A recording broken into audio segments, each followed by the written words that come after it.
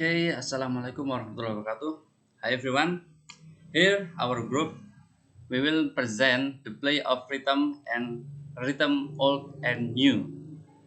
Our member is Muhammad Rizaldi Pratama, Elma Diana Novitasari, Ozair, and me Ahmad Abdul Azhar.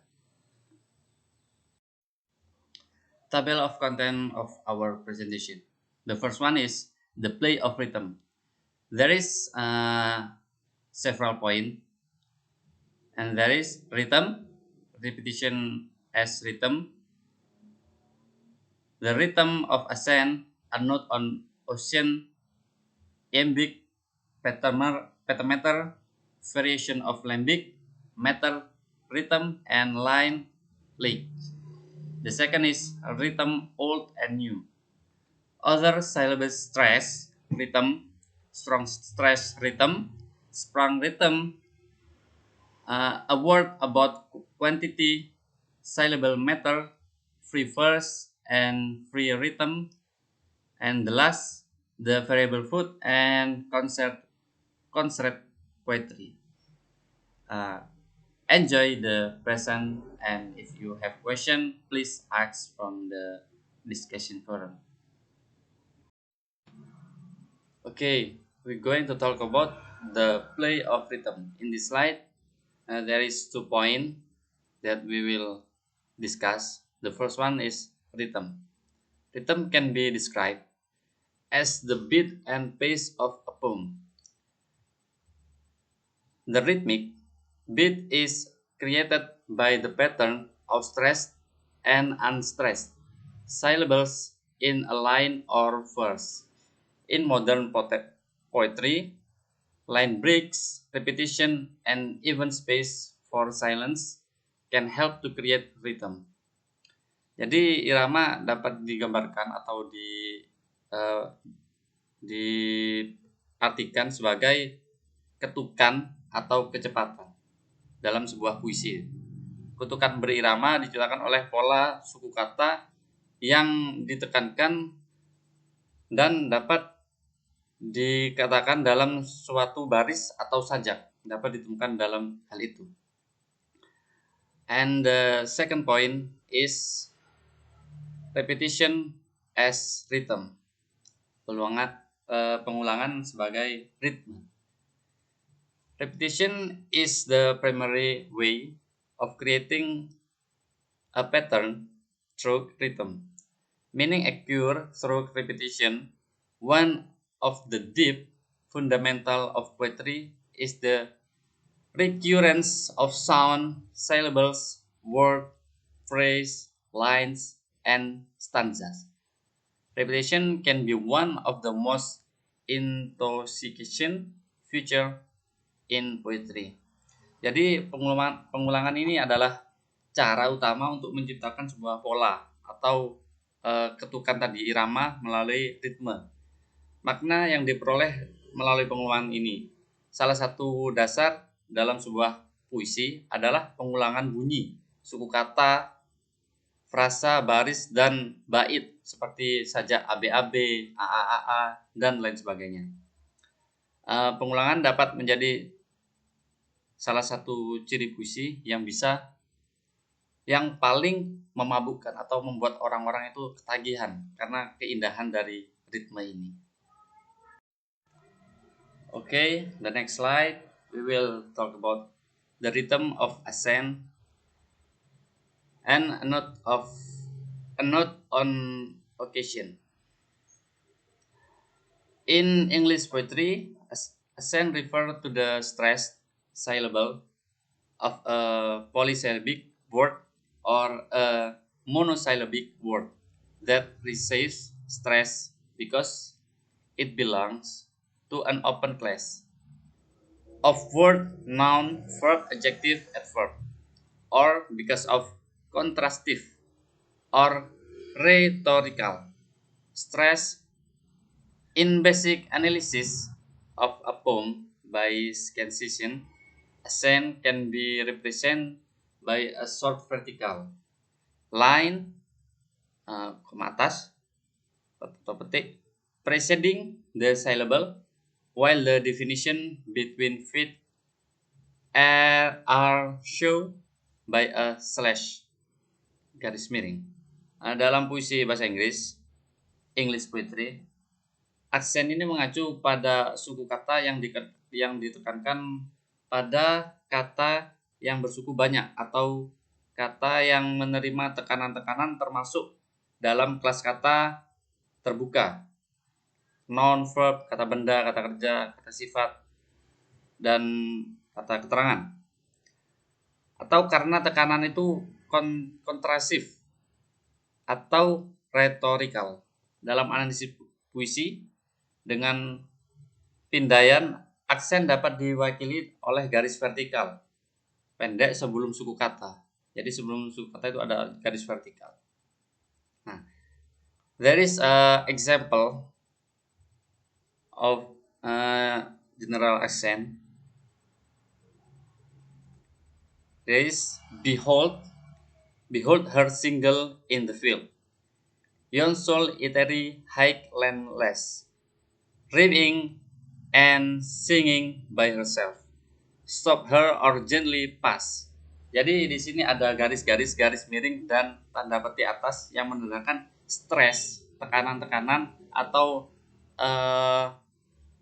slash tekanan atau koma atau tarikan nafas yang harus dilakukan oleh pembaca dari sebuah puisi. Behold, jadi tekanannya ada di hold, ada koma atas sebelumnya, dan setelahnya ada garis miring. Di situ adalah tekanan yang kedua. Okay, here I will continue to explain some of the points of the play of rhythm. First is iambic pentameter. Iamb is a metrical unit that combines an unstressed syllable and stressed syllable. Example above attempt in love. Pentameter, a rhythm structure that's used to keep a pace of five. Iambic pentameter is a rhythm structure used most commonly in poetry that combines unstressed syllable and stressed syllable. In group of 5, pentameter is the most famous meter of iambic poetry. Jadi, iam ini adalah unit metrik yang menggabungkan suku kata tanpa tekanan dan suku kata bertekanan.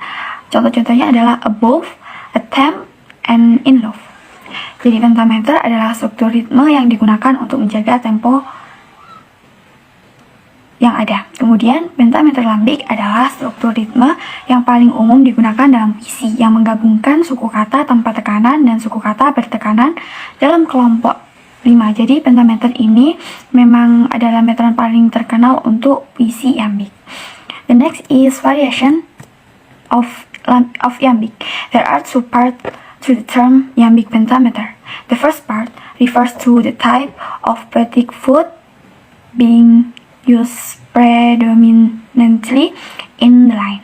A poetic foot is a basic repeat sequence of meter composed of 2 or more accent or an accent syllable.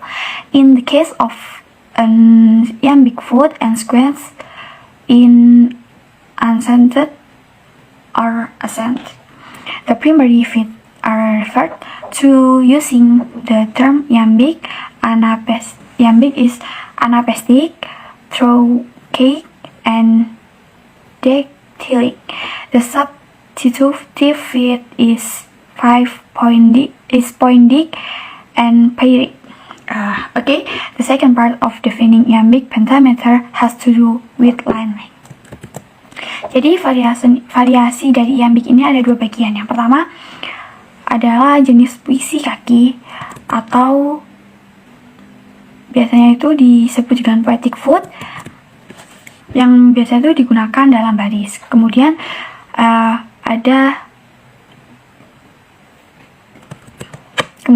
primary feet ini ada iambik, anapestic, trochaic, dan dactylic. Kemudian ada the substitutive feet ada spondic and period. Kemudian bagian kedua itu yang mendefinisikan parameter iambik biasanya berkaitan dengan line length yang akan dibahas pada slide berikutnya. Okay. The next is meter and rhythm. Meter is the arrangement of rhythms in a repetitive pattern of strong and weak beats. Meters can be classified by counting the number of beats from one strong beat on to the next. And the rhythm is a pattern of duration of notes synchronized with the steady beat. Jadi meter ini adalah pengaturan ritme dalam pola berulang dari ketukan, kuat, dan lemah. Kemudian, meter ini dapat diklasifikasikan dengan menghitung jumlah ketukan dari satu ketukan kuat ke ketukan berikutnya. Kemudian, ritme adalah irama atau pola durasi nada yang disinkronkan dengan ketukan yang stabil. Okay, the last is line length. A line is a unit of language into which a poem divides. The use of a line of practice and principle which are distinct from and not necessary with grammatical structure such as the sentence or single clause in sentence. The length of individual words determine the visual shape of the poetry on the page, which is a common aspect of poetry but never the sole purpose of a line break. Jadi, yang terakhir adalah line and length. Line and length ini adalah garis atau satuan bahasa yang menjadi tempat bagian puisi. Jadi, penggunaan baris ini beroperasi pada prinsip-prinsip yang berbeda dari dan juga tidak harus bertepatan dengan struktur gramatikal seperti kalimat atau klausa tunggal dalam kalimat. Kemudian, panjang masing-masing kata itu menentukan banyak visual puisi di halaman, yang merupakan aspek umum puisi tetapi tidak pernah menjadi satu-satunya tujuan baris. Okay, then the next presentation about rhythm, new and old will be continued by my friend. Thank you. Okay, now I will explain to you about stressed syllable. Stressed syllable is a syllable that has emphasis within a word or within a line of poetry. So the best way to tell is to say the word in overly dramatic way, choosing different syllables to emphasize. For example, let's say we have the word emphasize and we want to figure out which syllables is stressed. Jadi stressed syllable itu adalah syllables yang memiliki penekanan dalam kata atau dalam baris puisi. Jadi cara terbaik untuk mengetahuinya adalah dengan mengucapkan kata tersebut dengan cara yang terlalu dramatis dan memilih suku kata yang berbeda untuk ditekankan. Misalnya, kita memiliki kata emphasize dan kita ingin mencari tahu suku kata mana yang ingin ditekankan. So the next is strong stressed.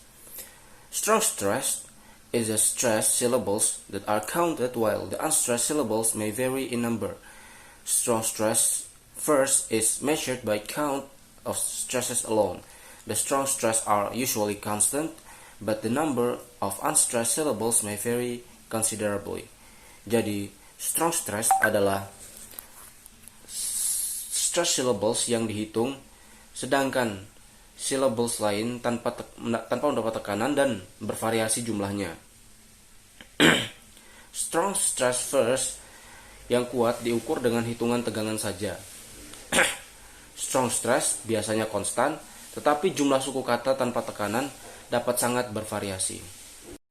So the next is sprung rhythm. Sprung rhythm is an irregular system of prosody developed by the 19th century English poet Gerard Manley Hopkins. It is based on the number of stressed syllables in a line and permits indeterminate number of unstressed syllables. Jadi sprung rhythm sendiri adalah sebuah sistem prosodi yang tidak beraturan yang dikembangkan oleh penyair Inggris abad ke-19 Gerard Manley Hopkins. Sprung rhythm sendiri didasarkan pada jumlah suku kata yang ditekankan dalam satu baris dan memungkinkan jumlah suku kata tanpa tekanan yang tidak ditentukan. The last is quantitative verse. Quantitative verse in prosody is a metrical system based on the duration of syllables that make up the feet without regard for accents or stresses. Jadi Quantitative verse dalam prosedi sendiri adalah sebuah sistem metrik berdasarkan suku kata yang membentuk feet tanpa memperhatikan aksen atau penekanannya. Okay, thank you. The next is about syllabic meter. Meter is a rhythm in poetry, a beat pattern. It is also called the foot, and each foot has a certain number of syllables in it, usually 2 or 3 syllables. The difference in meter types is which syllables are accent or stressed and which are not. In English poetry, use 5 basic rhythm of every syllable and unstressed. And the example of the meters are iamb, trochee, sponge, anapest, and dactyls. Jadi dalam sebuah bahasa memiliki ritme tertentu yang berarti mengulangi pola suara dasar yang berbeda dari bahasa ke bahasa. Puisi berbeda dari prosa dalam hal mengatur elemen-elemen dari pola-pola itu menjadi pola yang menjadi lebih teratur, yang disebut dengan meter itu tadi. Dalam puisi, ritme tergantung pada pola pengulangan suku kata, menjadi lebih puitis. Dengan demikian bergantung pada beberapa banyak suku kata yang dimiliki dalam sebuah baris, di mana suku kata dalam sebuah baris ditekankan pada keduanya. Nah, untuk meter sendiri adalah satuan ritme dalam puisi. Pola ketukan itu juga disebut kaki. Setiap kaki memiliki jumlah suku kata tertentu di dalamnya, biasanya 2 atau 3 suku kata.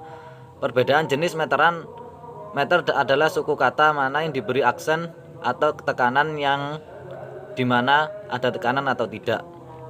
Nah, di dalamnya biasanya menggunakan seperti iamb, trochee, sponge, anapest, dan dactyls. Selanjutnya yaitu free verse. Free verse is a literary device that can be defined as poetry that is free from meter restrictions or regular rhythm and does not rhyme with a fixed form. Jadi syair bebas adalah perangkat sastra yang dapat didefinisikan sebagai puisi yang bebas dari batasan meter atau ritme yang teratur dan tidak berirama dengan bentuk yang tetap. Puisi-puisi seperti itu tanpa skema ritme dan irama, tidak mengikuti aturan skema atau rima biasanya, namun memberikan ekspresi artistik. Dengan cara ini, penyair dapat memberikan bentuk puisinya sendiri sesuai keinginannya, namun tetap memungkinkan penyair untuk menggunakan aliterasi, rima, irama untuk mendapatkan efek yang mereka anggap cocok untuk karyanya sendiri. Dan dalam free verse juga terdapat beberapa fitur, yakni yang pertama, puisi syair bebas tidak memiliki meteran atau ritme yang teratur. Yang kedua, mereka tidak mengikuti skema saja yang tepat. Puisi-puisi ini tidak memiliki aturan yang ditetapkan. Untuk jenis puisi ini didasarkan pada jeda normal dan frasa berirama alami dibandingkan dengan batasan buatan puisi normal. Disebut juga vers libre yang merupakan dari bahasa Perancis yang memiliki arti syair bebas. Dan untuk syair bebas sendiri memiliki fungsi yang digunakan dalam puisi, contohnya dalam puisi kontemporer. Beberapa penyair telah mengambil teknik ini sebagai kebebasan dalam ritme dan sajak karena mengubah pikiran orang secara aneh. Oleh karena itu, versi bebas disebut juga versi libre yang berasal dari kata Perancis tersebut. Hal terbaik tentang sajak bebas adalah penyair dapat membayangkan bentuk suara apapun melalui intonasi, bukan meter. Syair bebas memberikan kebebasan yang lebih besar untuk memilih kata dan menyampaikan maknanya kepada audiens menjadi lebih bebas. Karena itu tergantung pada elemen yang berpola seperti suara, frasa, kalimat, dan kata-kata. Itu bebas dari artifisial ekspresi puitis yang khas. Dan meskipun tidak ada kata yang persis sama dengan konotasi yang sama, beberapa kata mendekati maknanya.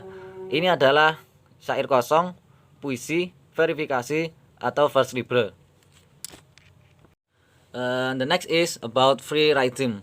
Free rhythm refers to any rhythmic activity that lacks metrical organization. Poetry with free rhythm is variously referred to as unmeasured, ametrical, or unmensurable poetry. Free rhythm is essential to learning to play so-called improvisation. Jadi ritme bebas mengacu pada aktivitas berirama apapun yang tidak memiliki organisasi metrik. Puisi dengan irama bebas sering disebut sebagai puisi tak terukur, ametris, dan amensural. Free rhythm sangat penting untuk belajar memainkan apa yang disebut dengan improvisasi.